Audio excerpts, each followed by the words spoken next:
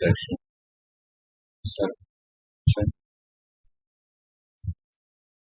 Self-transformation case session. That's all.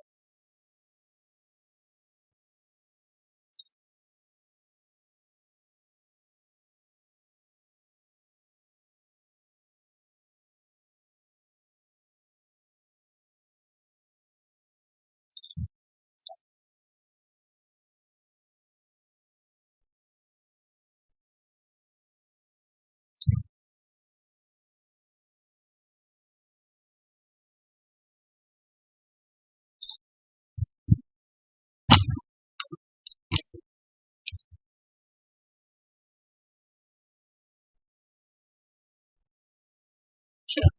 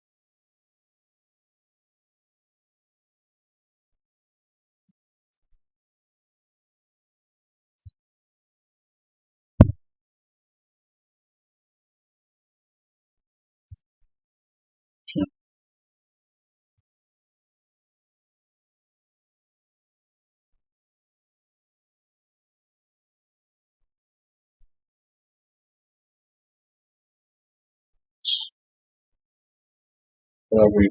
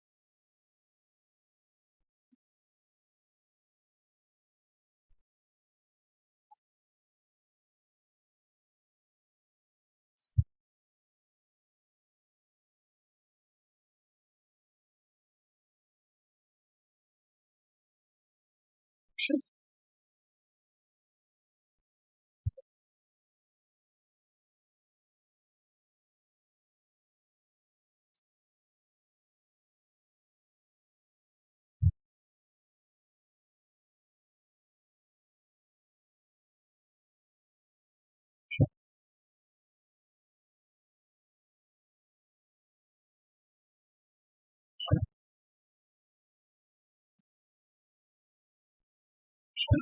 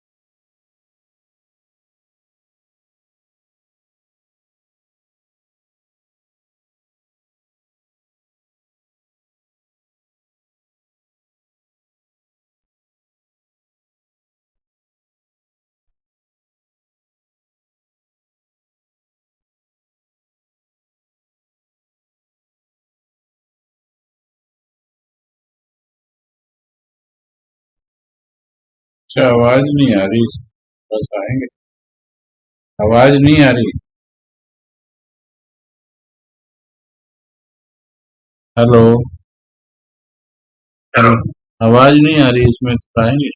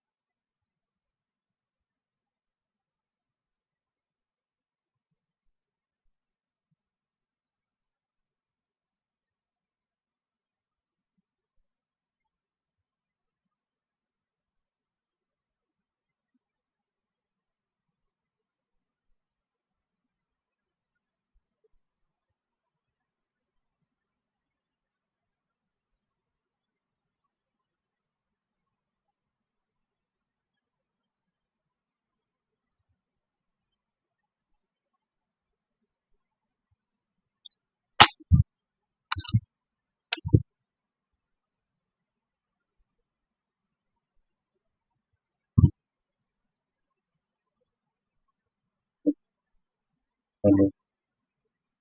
अच्छा।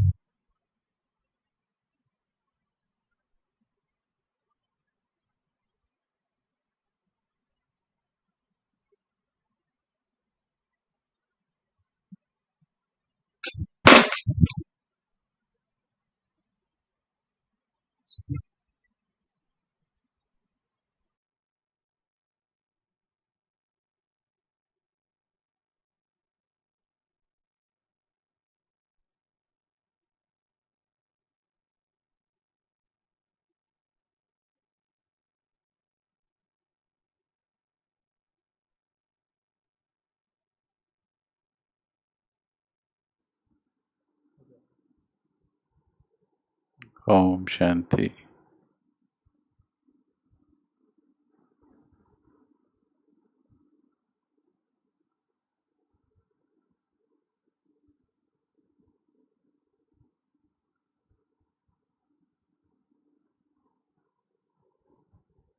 एक minute और वेट करेंगे, सेट हो गया है साउंड।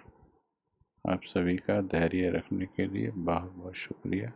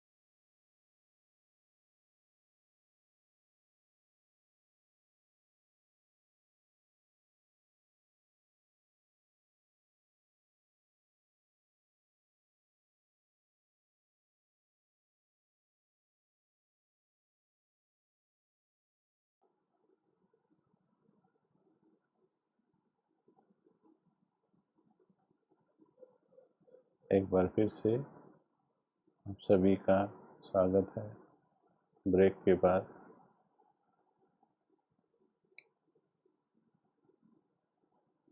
किस घड़ी कौन सी दिक्कत आ जाए किसी को पता नहीं, इसीलिए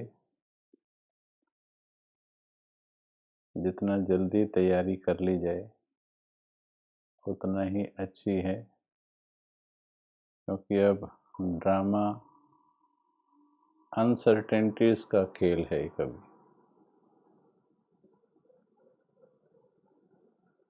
सर्दी बता के आती, गर्मी बता के आती, पर जिंदगी की परिस्थितियां एक सेकंड पहले भी बताती नहीं।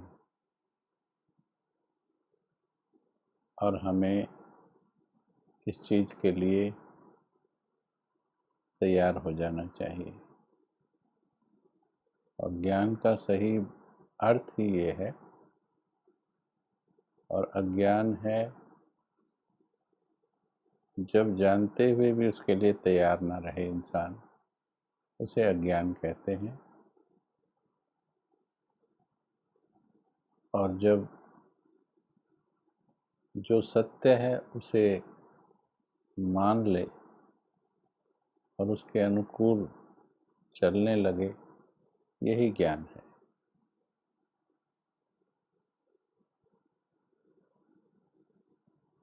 तो अपने मन को हर परिस्थिति के लिए तैयार कर लेना चाहिए। दुख का कारण भी यही है। दुख का कारण है कि जो सत्य है उसे स्वीकारना नहीं।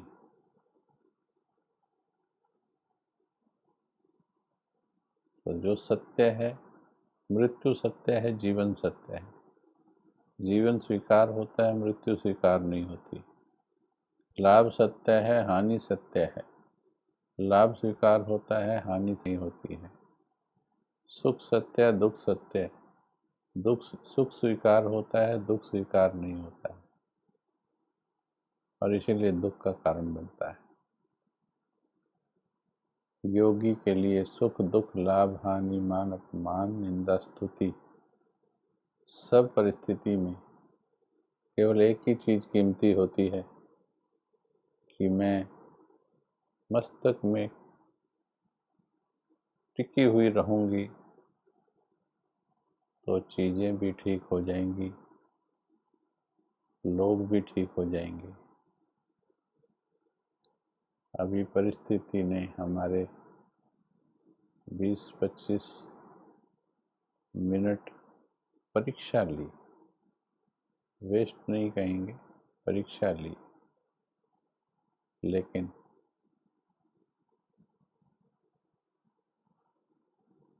जिन्होंने स्थिति बना के रखी वो अब लाभ लेंगे। लेकिन इसमें जो विचलित हो जाते, किसी ने बहुत अच्छा कहा, परिस्थितियों में कुछ निखर जाते हैं, कुछ बिखर जाते हैं। वही परिस्थितियां हैं जो बनाती हैं इंसान को।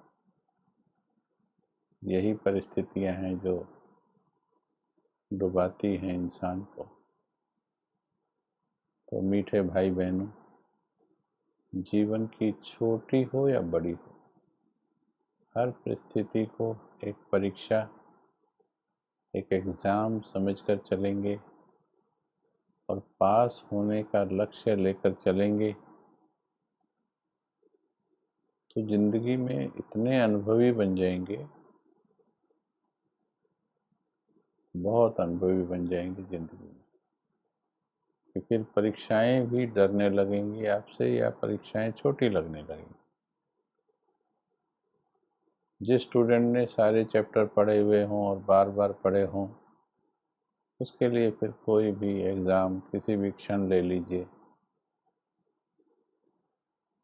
कोई बड़ा कार्य उसको नहीं लगता है। आप सभी की बहुत बहुत आज शुभकामनाएं मिल रही हैं। वैसे तो हम सभी का परम शिक्षक परमात्मा ही है, हम केवल एक इंस्ट्रूमेंट सोल हैं, भाई बहन हैं आपस में, जो भगवान से मिला हुआ ज्ञान शेयर कर रहे हैं। इसलिए धन्यवाद तो आज टीचर्स डे पर उस परम शिक्षक परमात्मा बाबा का ही है। तो आप सभी का भी बहुत बहुत धन्यवाद है। चलिए आज के विषय की ओर बढ़ते हैं। बहुत सुंदर विषय है ये भी। वास्तव में तो जिंदगी की किसी भी बात का जब गहन चिंतन किया जाता है तो उसमें से आनंद आता है। जब दुख की बात को भी निचोड़ा जाए उसमें से भी आनंद रस निकाला जा सकता है।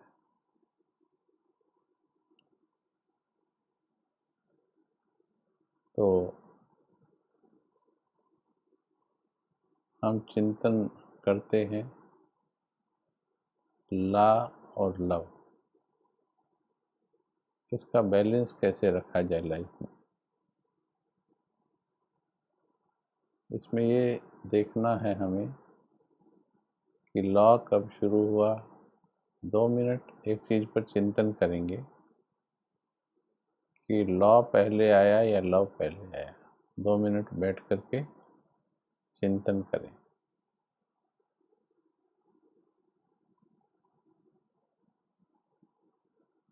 फिर हम आगे चलेंगे इस पर चिंतन करें।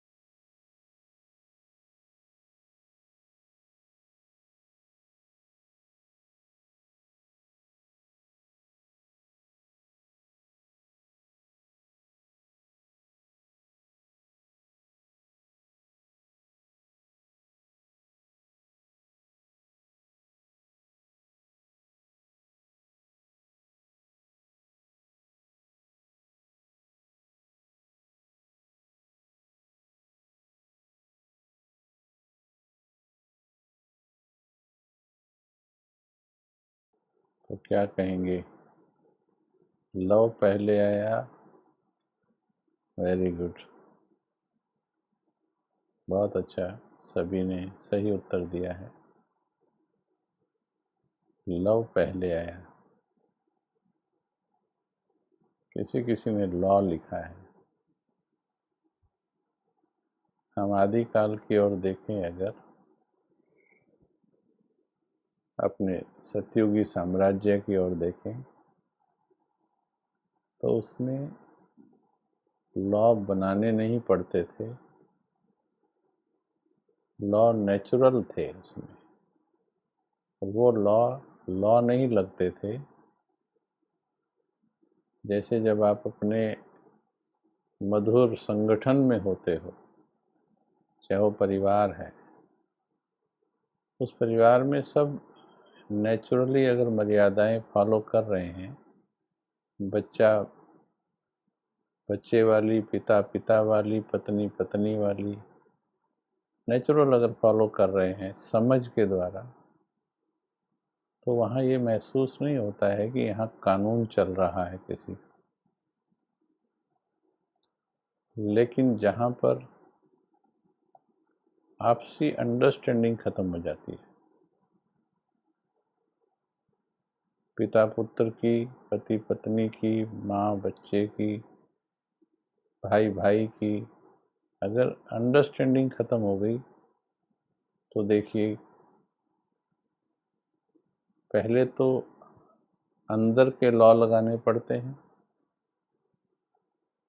फिर दूसरे बाहर के लॉ जो सरकार ने बनाए, वो लॉ भी घुस आते हैं घर के अंदर। आज देखिए, हर संबंध के अंदर सरकारी नियम घुस गए हैं, सरकारी लॉज घुस गए हैं।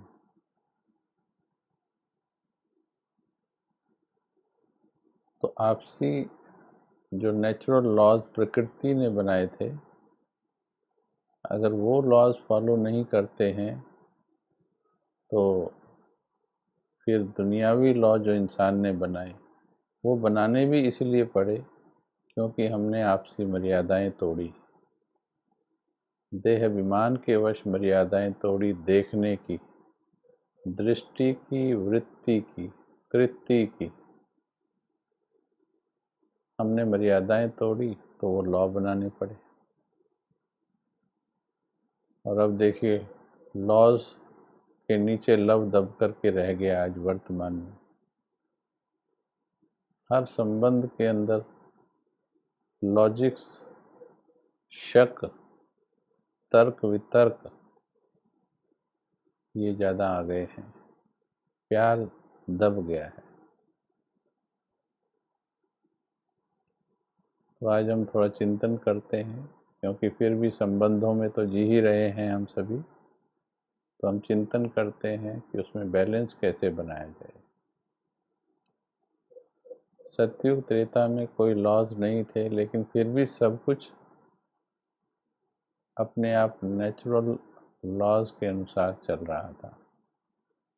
तो वहाँ लॉ नाम का शब्द नहीं था, लेकिन क्योंकि आत्मा अपनी मर्यादा की रेखाओं में थी, सोल कॉन्शियस की रेखाओं में थी,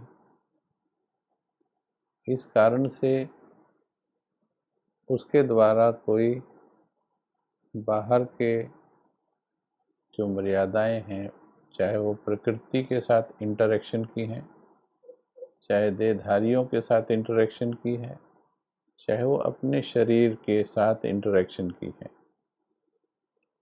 कोई नियम भंग नहीं होता था उनसे। और वो नियम भंग ना होने के कारण सुख शांति थी, प्रेम आनंद था, पवित्रता थी, पवित्र प्रकृति भी खुश थी और आत्मा भी खुश थी। तो बहुत सुंदर समय चल रहा था। लेकिन जब से आत्मा ने मस्तक छोड़ा, देह अभिमान में आई, तब से उसके अंदर मैं और मेरेपन की इच्छाएं बढ़ने लगी, और उन इच्छाओं के कारण फिर वो अपनी आवश्यकता की लिमिट से बाहर चला गया। तो इच्छाओं के जोन में चला गया वो, और नीड जोन से ग्रीड जोन में चला गया। नीड तो बहुत कम है इंसान की, लेकिन पेट तो बहुत कम मांगता है, पेट ही बहुत ज़्यादा मांगती है। तो नीड तो बहुत कम है, ग्रीड बहुत ज़्यादा है। तो इसके कारण फिर गड़बड़ होने लगी। तो फिर ये नियम बनाने पड़े जब आपसी अंडरस्टैंडिंग ख़त्म हो गई। चलिए, अब परिवारों में भी हैं, हम अपने बच्चों के साथ हैं, अनेक संबंधों में हैं। तो लव और लॉ का बैलेंस कैसे रखना है, इन दोनों में आज के समय के हिसाब से, अब हम सत्युग त्रेता से बाहर आ जाएं, क्योंकि अभी हम कलयुग के पहर और संगम युग पर जी रहे हैं। हम संगम पर हैं, हमारे साथ पाठ बजाने वाले बहुत से कलयुग में हैं, कुछ संगम वाले भी हमारे साथ हैं। तो उनके साथ हमें इंटरेक्शन करना है, उनके साथ हमें कर्म करने हैं। तो उसमें किस प्रकार से करें कि हमें ब्लेसिंग्स प्राप्त हो, यानी कि कर्म करने की ऐसी कला हो हमारे पास, ताकि हमें खुशी की महसूसता होनी चाहिए, संबंधों में भी और कर्मों में भी। अपने खुशी देने वाले कर्म होने चाहिए, खुशी देने वाले संबंध होने चाहिए। पर हमेशा ऐसा होता नहीं है। कई बार हम जब चूज़ कर लेते हैं, थोड़े दिन के बाद हमको लगता है ये गलत चीज़ चूज़ कर ली है। पहले ये चॉइस चीज़ों में हुआ करती थी कि ये जो गाड़ी थी, ये जो ली है हमने फलानी कंपनी की, बाद में थोड़े दिन बाद दूसरे वाली ड्राइव करके देखी तो लगा ये चॉइस मेरी गलत रही। एक रंग की गाड़ी खरीदी, 10 लोगों ने उस रंग को खराब बोल दिया, तो लगने लगा कि अरे ये तो गलत चुन ली थी। और आजकल ये संबंधों में भी हो गया। पहले संबंधों में ऐसे था कि एक बार चूज़ भी नहीं करते थे, चूज़ भी हमारे बुजुर्ग किया करते थे, खासकर विवाह की बात जहाँ पर आती थी। उन्होंने जो चूज़ कर लिया, उनकी चॉइस में कल्याण मानकर पूरा जीवन उनके साथ निभा देते थे। बहुत कम देखा हमने, या लगभग लगभग जीरो के करीब ही देखा बचपन में तलाक नाम का शब्द नहीं होता था। लेकिन आज वो भी एक चॉइस हो गई है, और चॉइस थोड़े ही दिन के अंदर गलत लगने लगती है। फिर या तो पूरा जीवन टेंशन में जाता है, उनके साथ एडजस्टमेंट करने में एनर्जी सारी खर्च हो जाती है, और या फिर सेपरेशन हो जाता है। तो अगर हम लव और लॉ का बैलेंस मेंटेन करें तो रिलेशंस में हम बहुत कुछ अच्छे रिजल्ट्स ला सकते हैं, ऐसा अनुभव कहता है। लेकिन लव और लॉ में बैलेंस करने के लिए हमें कुछ चीज़ों की आवश्यकता है, समझ की आवश्यकता है।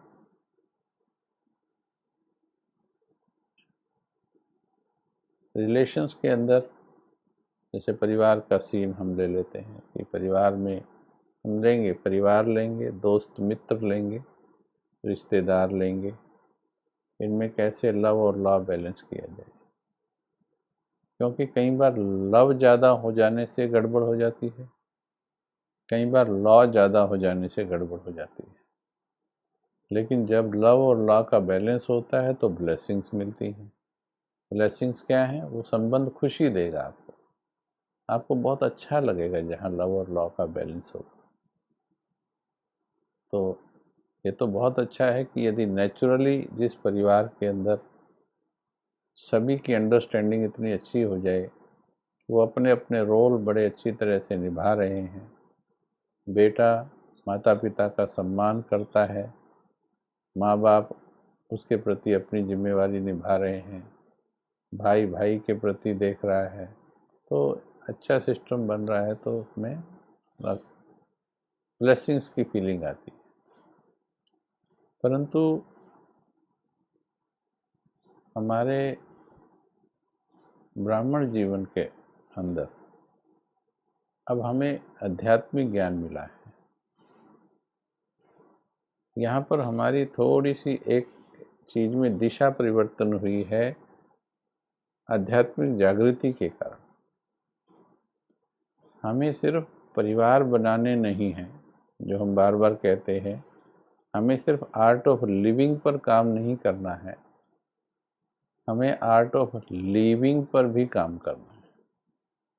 हमें सिर्फ जीने की कला नहीं सीखनी है, हमें जाने की कला सीखनी है। क्योंकि अब हमारा तीसरा नेत्र खुला है और हमें ये ज्ञान हो गया है कि भगवान धरती पर आया है, हमको ले जाने के लिए आया है। उसने एडवांस में हमें ज्ञान दे दिया। अब हम मनुष्यों के बनाए हुए टॉपिक्स पर, मनुष्यों की बनाई हुई विचारधाराओं पर नहीं चल सकते हैं। हमें परमात्मा के द्वारा दी गई श्रीमत की विचारधारा पर चलना है।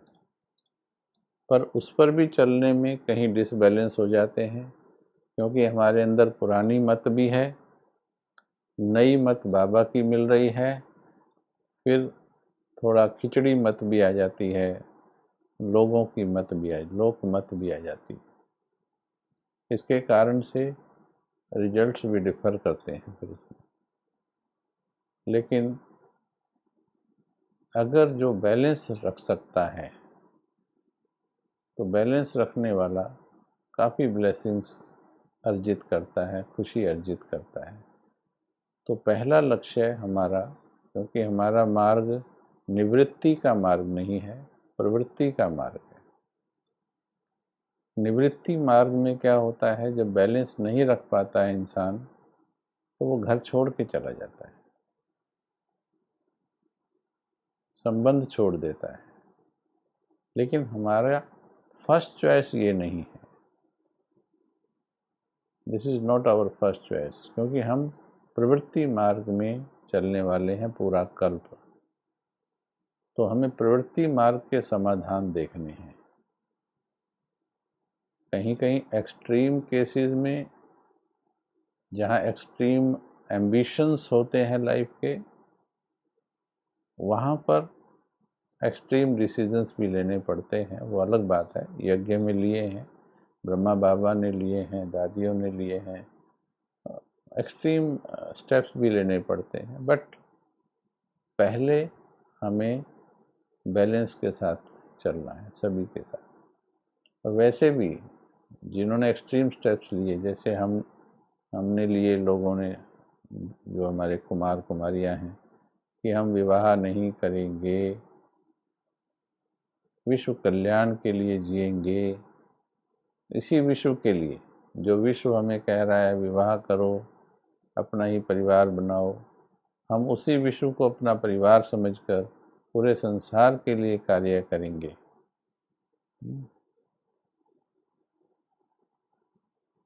तो पूरे संसार के लिए कार्य करना, वही जो हमें अलग, जो हमें विरुद्ध बोल रहे हैं, विरोध कर रहे हैं हमारी एक डिसीजन का, और हम उन्हीं के लिए सोच रहे हैं।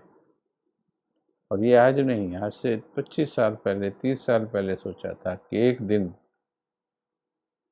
हम इन्हीं के लिए कार्य कर रहे हैं, जो विरोध कर रहे हैं, तो एक दिन हम इन्हीं को सुख देंगे। और अब वो समय आ गया है, अब लगता है कि हाँ, हम सुख दे पा रहे हैं, और भी देना है अभी। तो परिवारों में पहला लक्ष्य, ये क्यों हम बता रहे हैं, क्योंकि बिना लक्ष्य के लक्षण नहीं आते। किसी किसी का लक्ष्य ही नहीं होता है बैलेंस बना के चलने का, वो केवल अपनी शर्तों पर जीते हैं कि मेरी बात मानोगे तो मेरे साथ रहोगे, मेरी बात मानोगे। एडजस्टमेंट का लक्ष्य नहीं है उसमें, एक दूसरे के साथ चलने का लक्ष्य नहीं है, तो अपने ही मनमत पर चलते हैं। तो एक तो ये वाला दृष्टिकोण हटा देना चाहिए कि सिर्फ मेरी ही मानोगे तो ही चलना है। तो जिनके अंदर ये होता है तो वो कभी बैलेंस नहीं बना पाते। हमें मिल करके ना मेरी पर चलना है ना तेरी पर चलना है, हमें सत्य पर चलना है। नंबर 1, मेरी भी गलत हो सकती है, तेरी भी गलत हो सकती है, पर उसकी गलत नहीं हो सकती। तो पहला पॉइंट माइंड में ये लक्ष्य बना लीजिए कि भगवान ने कहा है बैलेंस के साथ चलना है, तो मुझे बैलेंस बनाना है, लव और लॉ का बैलेंस बनाना है। तो जब मन को ये कमांड दे दी जाती है, तो जिस प्रकार की कमांड, जिस प्रकार का आदेश आप अपने मन को देते हो, आपके मन की शक्तियां उसी दिशा में कार्य करने लगती। और जितना पावरफुल संदेश देते हो, उतना ही पावरफुल शक्तियां वो प्रवाहित करता है। आपने देखा है पिछले कुछ दिनों में कितना परिवर्तन आया है, कई आत्माओं में बहुत बड़ा परिवर्तन आया है। कारण वर्षों से कमांड पावरफुल नहीं दी थी, दुविधा वाली कमांड थी। कईयों को दुविधा होती है, भाई प्यार करें या लॉ लगाएं, यहाँ पर लव करना चाहिए या लॉ लगाना चाहिए, तो कंफ्यूज हो जाते हैं। बच्चों वाले जैसे बहुत प्रश्न पूछते हैं, गुस्सा करें या नहीं करें। बाबा कहता है गुस्सा नहीं करो, हालत ऐसी होती है गुस्से के बिना काम चलता नहीं। क्या कहेंगे आप? सच्चाई से बताना है, गुस्से के बिना परिवारों में, चलो हम तो कुमार हैं और समर्पित हैं, सेवा केंद्र पर रहते हैं, आप तो गृहस्थ में रहते हैं ज़्यादातर। क्या गुस्से के बिना गृहस्थ में, और वो भी छोटे बच्चों वाले, वो ज़्यादा बोलते हैं। वैसे तो बड़े भी जीना हराम करके रखते हैं आजकल, लेकिन छोटे बच्चों वाले चंचलता के कारण वो गड़बड़ करते हैं। तो क्या गुस्से के बिना संभव है क्या? एक डाल करके आंसर देंगे। क्या गुस्से के बिना संभव है? गृहस्थी में, छोटे बच्चों वाली गृहस्थी में बहुत सी परिस्थितियां हैं हमारे पास आ रही। ये हो गई। फिर पति शराबी है, फिर सास ससुर ने बहुतों के यहाँ पर हिटलर शासन लगाया हुआ है, बहुत ज़्यादा कड़े नियम कानून, जैसे कि वो करते हैं, गुलाम बना लेते हैं ना। कईयों की ऐसी कहानियां हैं बहनों की। क्या गुस्से के बिना संभव है? देखिए अभी उत्तर आ रहे हैं।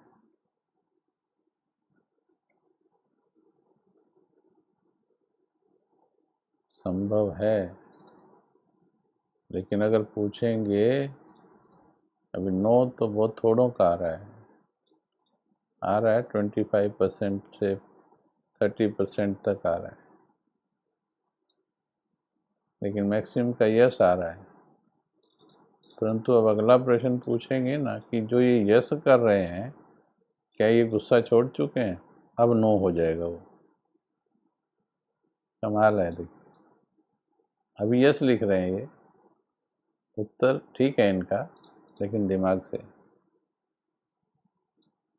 यस लिख रहे हैं, दिमाग से लिख रहे हैं, लेकिन जब परिस्थिति आएगी तो इसमें से भी मैक्सिमम, सारे नहीं, इसमें से भी गुस्सा करेंगे।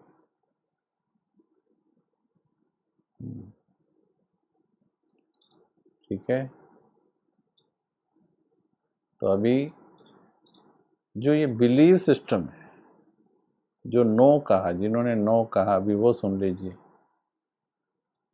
कि आपके बिलीव सिस्टम में ही नो है। आपके बिलीव सिस्टम में नो है कि गुस्से के बिना काम नहीं चल सकता है। ये आपने बिलीव सिस्टम में, यानी अपने मन को गहरी कमांड दी हुई है कि भैया बिना गुस्से के तो काम चल ही नहीं सकता। कमांड दी हुई है ये। अब सोचो, जिसने खुद के ही अंतर मन को पक्की तरह से बोला हुआ है कि ऐ मेरे मन, ये जीवन गुस्से के बिना नहीं चल सकता है, यही है जो आपने नो लिखा। तो बताइए फिर क्या उनका गुस्सा छूटेगा कभी? 2 नंबर डालकर आंसर लिखेंगे, 2 नंबर डालकर। क्या उनका गुस्सा कभी छूटेगा, जिन्होंने खुद के मन को बोला हुआ है?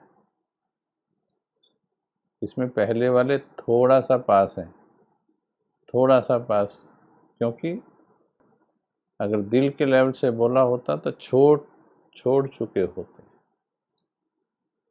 ठीक है। हाँ जी, 2 नंबर का आंसर क्या होगा? हाँ, बबीता जी लिखती हैं, भाई जी बच्चों को प्यार से समझाने से समझ जाते हैं। अभी इनमें ही कहीं बैठी हैं ऐसी, वो बोलेंगी, बबीता मेरे वाले संभाल के देख, तेरे वाले अच्छे होंगे, जब मेरे वालों को संभालेगी तो पता चलेगा। और ये रियलिटी भी है। देखिए अभी मैक्सिमम का नहीं उत्तर आया। ठीक है।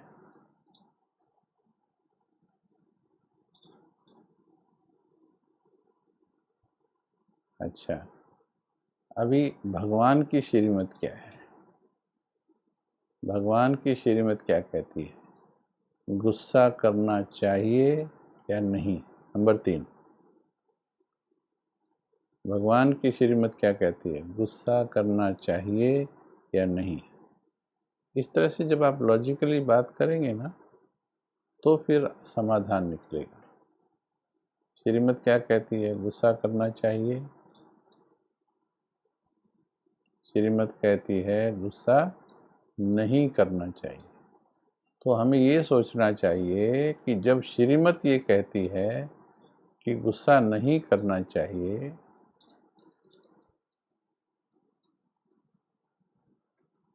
तो फिर हम उससे अलग दिशा में सोच ही क्यों रहे हैं। यहाँ पर यस वाले पास हैं, वो जो पहले वाला यस लिखा था, वो कम से कम सोच रहे हैं सिर्फ श्रीमत की दिशा में। कहाँ से सोच रहे हैं ये अगला फैक्टर है उनका, लेकिन पहली बात तो है तुम श्रीमत से दूसरी दिशा में सोचकर कैसे पास हो सकते हो, कैसे विजयी हो सकते हो। तो सबसे पहला काम तो श्रीमत जो कहती है उसको बोलना है, उसको ही स्वीकार करना है।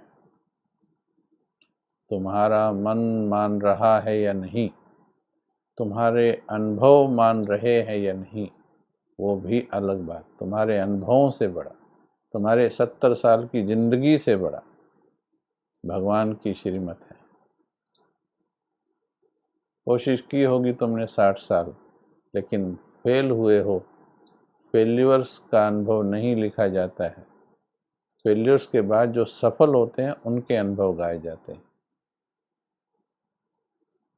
आईएएस में कितने लोग फेल हुए, 90% से ज़्यादा फेल होते हैं हर परीक्षा में। उनके कई बार फेल हो के भी कोई पास हुआ, उसके अनुभव छप जाते हैं।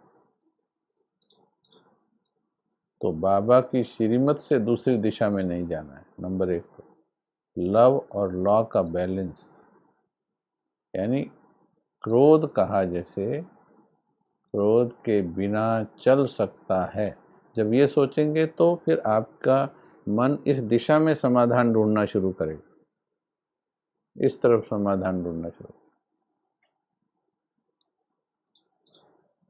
सब्जी के बाजार में जाके फ्रिज कैसे मांगोगे, और फ्रिज के बाजार में जाके आलू कैसे तुलवाओगे। आपकी मोटरसाइकिल, आपकी गाड़ी का स्टीयरिंग अपने आप, जब सब्जी खरीदनी है तो सब्जी मार्केट की तरफ चलता है, और जब फ्रिज खरीदना है तो वो इलेक्ट्रॉनिक्स की मार्केट की तरफ जाता है। वैसे ही आपका मन का होता है, जैसा लक्ष्य दिया है। जब ये लक्ष्य दिया है मुझे क्रोध रहित लव और लॉ का जीवन जीना है, तो फिर मन उसी तरफ ढूंढेगा समाधान। नहीं तो थोड़ा पुराना थोड़ा नया, ऐसे विचार चलेंगे। ठीक है, तो इसमें क्या बात समझाई गई अभी क्लियर कर दें। सबसे पहली बात कि लव और लॉ के बैलेंस के साथ मुझे चलना है। हम गलती क्या करते हैं,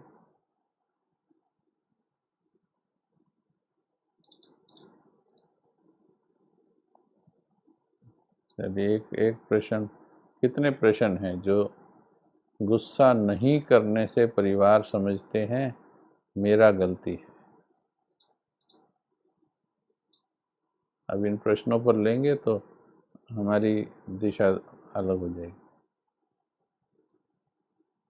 आप सिर्फ ये सोचिए श्रीमत क्या कहती है, परिवार क्या समझता है इसकी चिंता है, बाबा क्या समझ रहा होगा इसकी चिंता नहीं है, बाबा क्या पद देगा इसकी चिंता नहीं है, परिवार क्या समझ रहा है उसकी चिंता है। ये परिवार तो ठीक हो जाएगा अगर आप सत्य के मार्ग पर चलोगे तो कई बार हम क्या करते हैं, लव ज़्यादा इस्तेमाल कर लेते हैं, कई जगह लॉ ज़्यादा इस्तेमाल कर लेते हैं। कोई कोई बहुत ज़्यादा लॉफुल हो जाते हैं, कोई कोई बहुत ज़्यादा लवफुल हो जाते हैं। इन दोनों का हमें एक बैलेंस मेंटेन करना है, लव भी और लॉ भी। कई जगह जहाँ लॉ लगाना है वहाँ लव नहीं लगाना है, जहाँ लव लगाना है वहाँ लॉ नहीं लगाना है।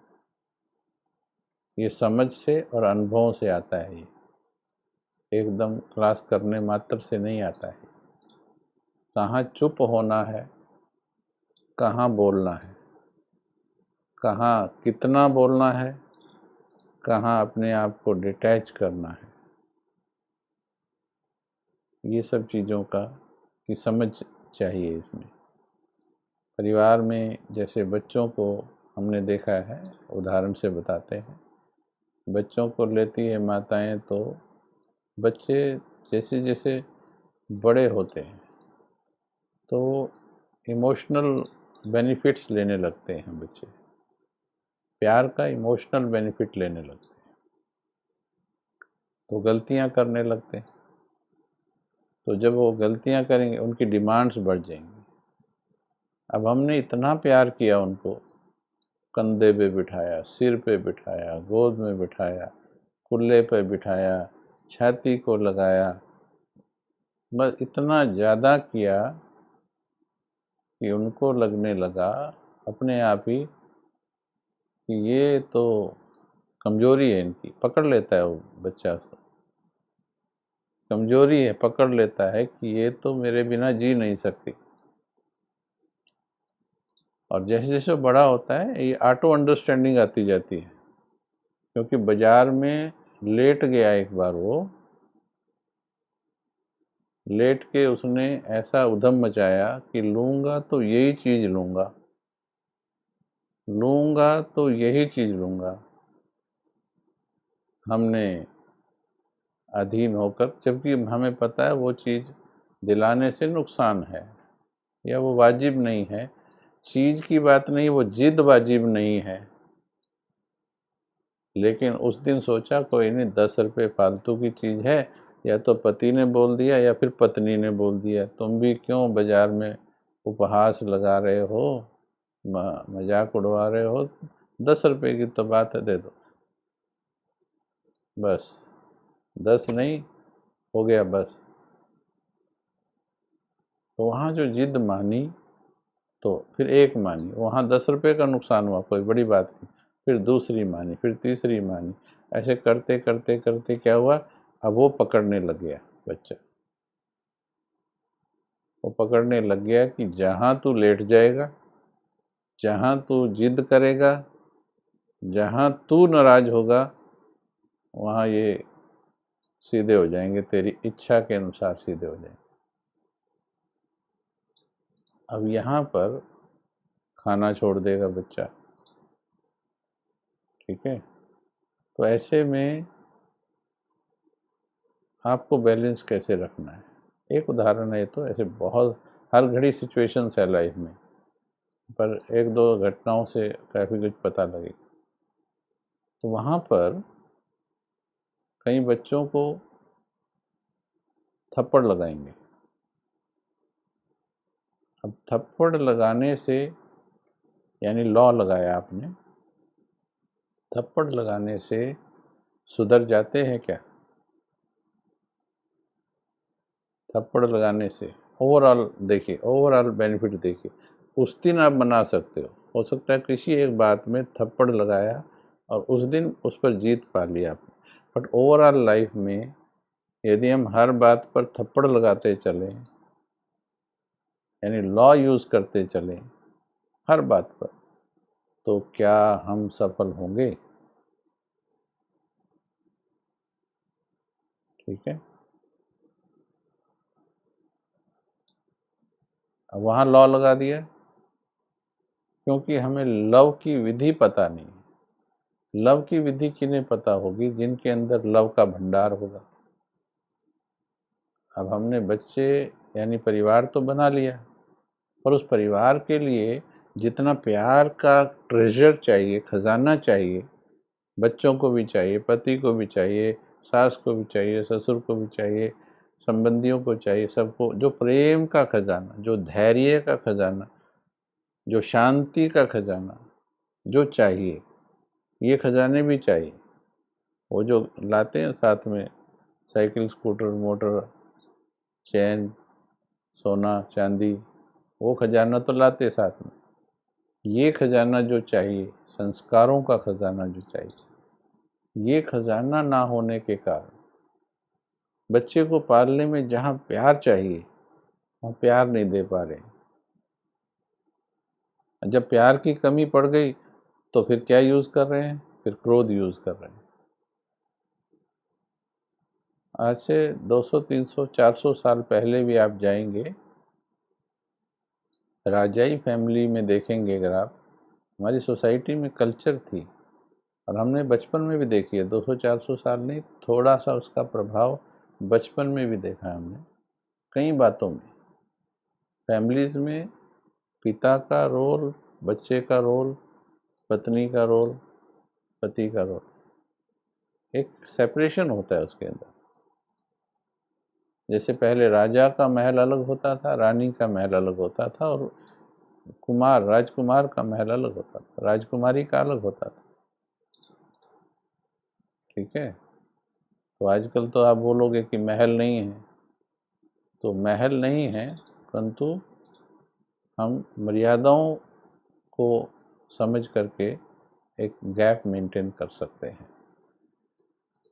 तो ऐसे में क्या होता है कि जो इमोशनल बेनिफिट्स बच्चा ले रहा है, अगर वहाँ पर, पहले छोटे बच्चों का हम ले लेते हैं कि अगर वहाँ पर आप थोड़ा सा शांत हो जाते हो, चुप हो जाते हो, नाराज नहीं बोला है, नाराजगी में और चुप होने में अंतर है।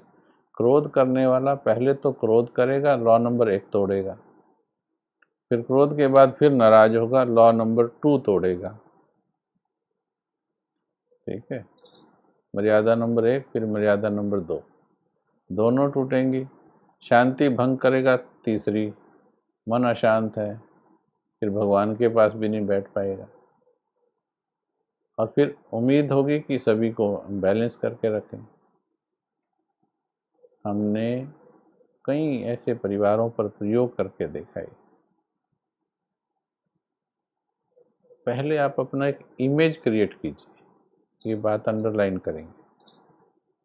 यदि आप किसी के साथ भी रहते हैं, बच्चों के साथ भी, देखिए राजा लोग पहले अपने बच्चों के सामने इमेज क्रिएट करते थे कि मैं राजा हूँ, तो बच्चा भी उन्हें राजा साहब, सम्राट कह के ही बुलाता था। मम्मी पापा डैडी कह के नहीं बुलाता था वहाँ पर, वहाँ की बात कर रहे हैं, क्योंकि इमेज ऐसी थी, और वो इमेज हमारे व्यवहार में भी थी। सम्राट ही कहता था वो भी, जब तक वो उसमें है। पर्सनल स्पेस में पिताजी बोलता था। लेकिन हम अगर एक इमेज अपनी क्रिएट करें, कहीं भी आपने एक इमेज बनानी है, आपके साथ कोई भी कोई व्यवहार करता है, यहाँ तक कि आपका बच्चा या पति या कोई संबंधी, जैसी इमेज आपने बनाई है, उस इमेज के हिसाब से ही वो आपके साथ रिएक्ट करते हैं। एक उदाहरण इसका हम दिया करते हैं कि एक शराबी है, रास्ते में जा रहा है, देवी देवता की कोई मूर्ति या कैलेंडर पड़ा है रास्ते में, शराबी है, तो देवी देवता की मूर्ति को देखकर क्या करेगा? क्या कहते हैं आप? देवी देवता की मूर्ति को देखकर भी वो प्रणाम करेगा। देवी देवता के मंदिर के सामने से निकल रहा है, या कैलेंडर ही पड़ा रास्ते में, उस पर लक्ष्मी नारायण का फोटो बना है, तो उसको उठाएगा, मस्तक को लगाएगा। अब वही व्यक्ति घर में जाकर अपनी पत्नी की पिटाई कर देता। अब देखिए, चैतन्य जो चलती फिरती मूर्ति है, उसकी पिटाई कर दी, लेकिन लक्ष्मी नारायण के आगे शराब के नशे में भी नतमस्तक हो गया। तो हमारा चिंतन चला, ये क्यों हुआ? इसका कारण है लक्ष्मी नारायण की इमेज। जो इमेज लक्ष्मी नारायण ने बनाई है, जो, चलो वो तो परंपरा से आ गई, जो बताया गया, देवताओं की इमेज परंपरा से हमारे अंदर बनी है, वो जो इमेज बनी है, वो नशे की हालत में भी सम्मान ले सकती है, वो इमेज। लेकिन हमारी एक दूसरे के प्रति इतनी इमेज नहीं बनी होती। मैंने इसको लाइफ में बहुत अप्लाई किया है। एक इमेज बनाइए, पहले आप बात को समझिए। कुछ प्रश्न लिख रहे हैं, खुद ही डिसाइड किए हुए हैं, हर बात के प्रश्न के उत्तर डिसाइड किए हैं, इसलिए गलत दिशा में जा रहे हैं। आज भी इमेज काम करती है, जो इमेज बनाते हैं आज भी काम करती है।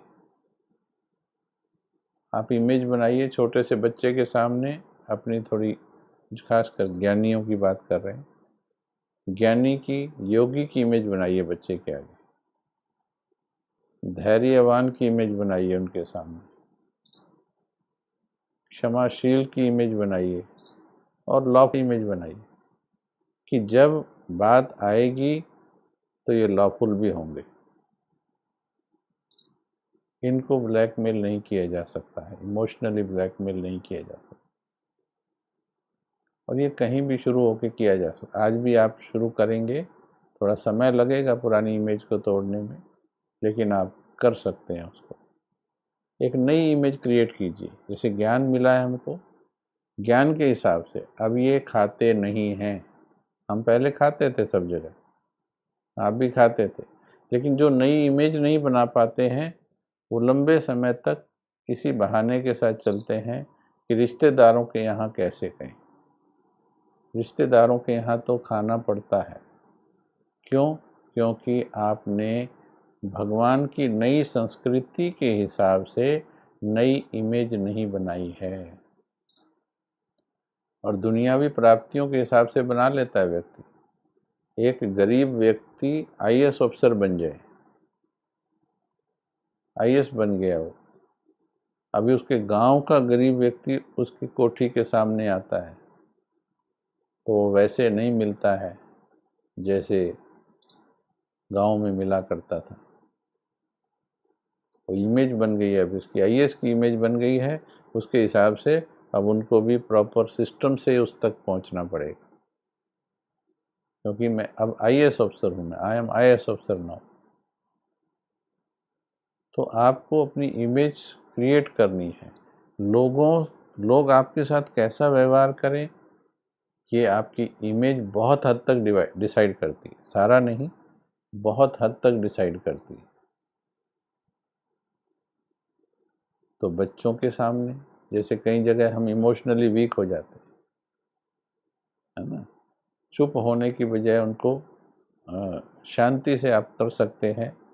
कई चीज़ों में क्रोध करना, उससे समाधान नहीं होता है, लेकिन अगर आपने चुप हो गए, आप मानो बच्चा नहीं मान रहा है, पहले छोटे बच्चों वाले और थोड़ा बीच वालों पे भी लग जाएगा ये, 10, 11, 12, 15 साल तक लग सकता है। ये इमोशनल कॉर्ड बोलते हैं इसको, यूजिंग इमोशनल कॉर्ड। माँ का कहना बच्चा नहीं मान रहा, माताएं, हमारी बहनें, सुनिएगा ध्यान से, बड़ी परेशान हो जाती है मोह के वश। पहले मोह के वश परेशान होती है, पहले उनको बिगाड़ने का कारण बन जाती है, प्यार से बैलेंस ना होने के कारण।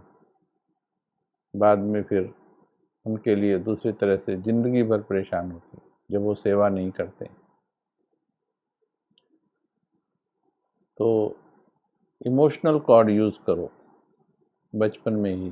इमोशनल कॉर्ड क्या होता है? प्रेम का धागा। बच्चा कुछ एक बार समझाया, 2 बार समझाया, 3 बार समझाया, पहले तो समझाने में भी धैर्य चाहिए। ये नहीं है एक बार समझाया दूसरी बार लगा दिया। एक बार समझाया, दूसरी बार समझाया,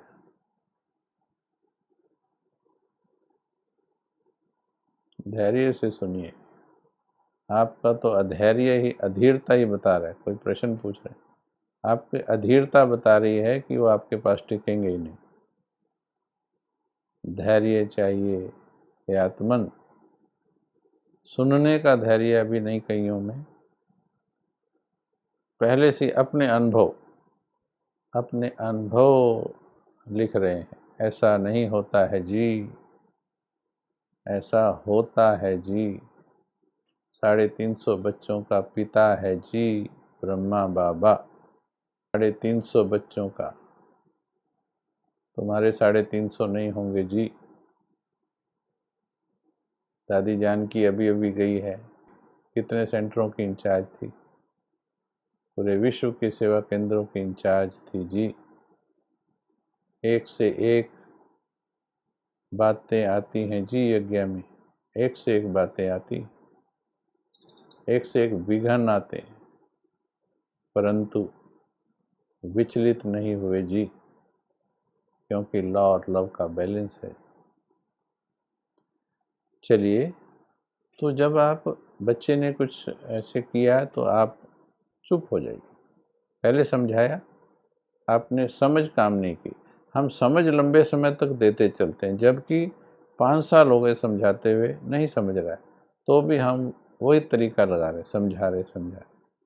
नहीं, समझ में तो जा ही नहीं रही, उसकी समझ तो छोटी है। ऐसी जगह इमोशनल कॉर्ड यूज करके देखो, चुप होके देखो, साइलेंट होके देखो। बाबा की वाणी है, बाबा की जीवनी में पढ़ना, ये बाबा ने बताया हुआ है।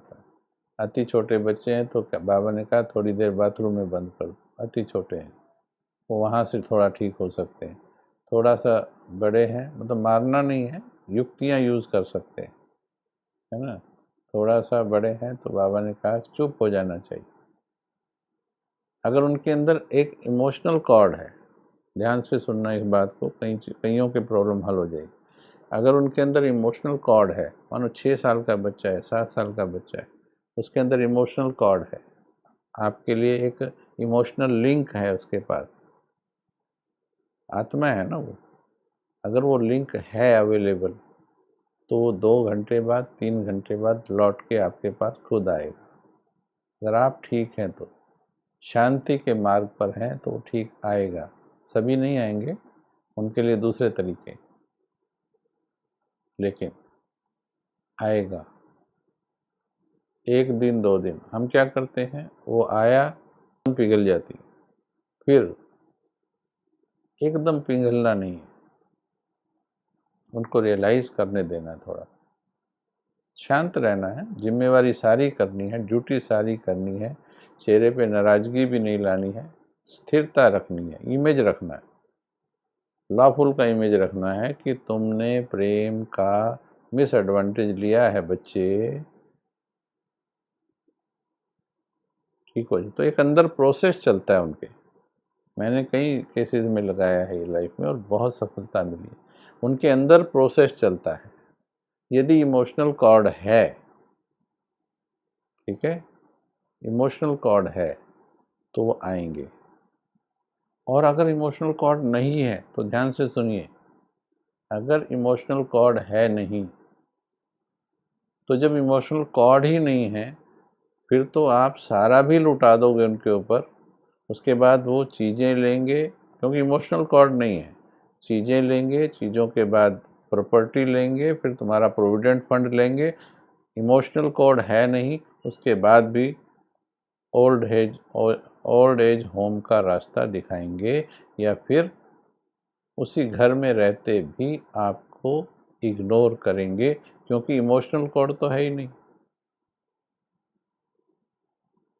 तो ये पुराने जन्मों का ही कोई संबंध होता है, हिसाब किताब होता है, लेकिन अपने योग के द्वारा बाबा को यूज करके धैर्य से, शांति से अगर हम इस पर सोचते हैं और फिर बाबा को इसमें यूज करते हैं, तो है तो वो आत्मा, है तो वो आत्मा, वो भी किसी से तो प्यार करता ही है या करती है। इमोशनल कॉर्ड आपके लिए नहीं है, किसी के लिए तो है, परंतु वो अपने लिए भी पैदा किया जा सकता है। उतना ही करना होता है जितना हमें संबंधों में चाहिए, ठीक है।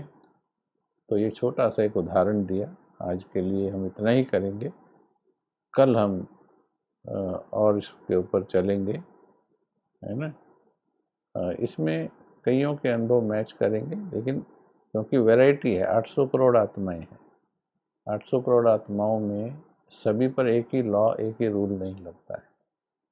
ठीक है, तो अब धैर्य से जब हम करेंगे तो हम बहुत से संबंधों को, सारों को नहीं तो काफ़ी संबंधों को हम अपने चारों तरफ ऐसा बना लेंगे कि हमारी लाइफ जो है बहुत अच्छी हो जाएगी। और इसके लिए हमने एक मैसेज आपको देना बताया था कि यूनिवर्स में एक मैसेज छोड़ दीजिए, हे ब्रह्मांड की सभी पॉजिटिव शक्तियों, हे ब्रह्मांड की सभी पॉजिटिव शक्तियों, मेरे पास आ जाओ। पॉजिटिव शक्तियों माना आत्माएं भी और दूसरी चीज़ें भी, मेरे पास आ जाओ। जो मेरे आसपास नेगेटिव हैं वो पॉजिटिव हो जाओ, वो पॉजिटिव हो जाओ। और जो पॉजिटिव अभी नहीं हो रहे हैं वो थोड़ा सा गैप मेंटेन कर लीजिए, मुझे ज़िंदगी में आगे बढ़ना है। इस मैसेज से हमने पिछले 10 साल में बहुत कुछ अचीव किया है और हम अपने चारों तरफ उसी प्रकार की आत्माओं को खींच सकते हैं, या जो हमारे आसपास है उनमें से बहुतों को ठीक कर सकते हैं। सभी को नहीं, बहुतों को। सारे संसार को तो आपने अकेले ने ठीक करना भी नहीं, ये तो हम आपके सर्कल की बात कर रहे हैं कि उसमें लॉ और लव का बैलेंस रखें तो कैसे हम बना सकते हैं एक अच्छा संसार, एक ब्लेसिंग फुल लाइफ कैसे बना सकते हैं। इस पर विचार सागर मंथन कीजिएगा आप अच्छी तरह से, है ना, और देखिएगा रिजल्ट्स आएंगे, बहुत अच्छे रिजल्ट्स आएंगे। लेकिन लक्ष्य में दुविधा है, अगर अंदर पहले से ही अगर प्रीजुडाइस है, पहले से ही अपने हार के अनुभवों से आपने कुछ बनाया हुआ है, तो जो पॉसिबल जीत के अनुभव हो सकते हैं शायद आपका माइंड उसे स्वीकार ना करे। बाकी फिर भी आप सभी बहुत अच्छी तरह से सुनते हैं, धैर्य से सुनते हैं। आप सभी के लाइफ में बैलेंस रहे, डिसबैलेंस होकर ना तो लॉ को ज़्यादा यूज़ करना है, ना लव को ज़्यादा यूज़ करना है। समय पर लॉ, समय पर लव, तो जीवन ब्लेसिंगफुल हो जाएगा। कल भी इसी पर और पॉइंट्स हम लेंगे और गहराई से। ठीक है, चलिए 1 मिनट बैठेंगे याद में। मैं एक बैलेंस्ड पर्सनैलिटी हूँ। बैठिए, अभ्यास बताते हैं आप। मैं खुद एक बैलेंस्ड पर्सनैलिटी, जिसके भीतर लव और लॉ का बैलेंस है। मैं चाहूँ तो 1 सेकंड में लॉफुल हो सकती हूँ, जहाँ मर्यादाओं की बात है। लॉ को क्रोध से मिक्स नहीं करेंगे। जहाँ चाहूँ वहाँ लॉफुल हो सकती हूँ, जहाँ चाहूँ सेकंड में प्रेम का समंदर हो सकती हूँ। सेकंड में पहाड़ बन सकती हूँ, सेकंड में प्रेम का समंदर बन सकती हूँ। आप अपने भीतर ये व्यक्तित्व पैदा कर लीजिए। भगवान की मदद से आप अपने संबंधों में बहुत कुछ ठीक कर पाएंगे, और जो ठीक नहीं होंगे वो आपको विचलित नहीं कर पाएंगे।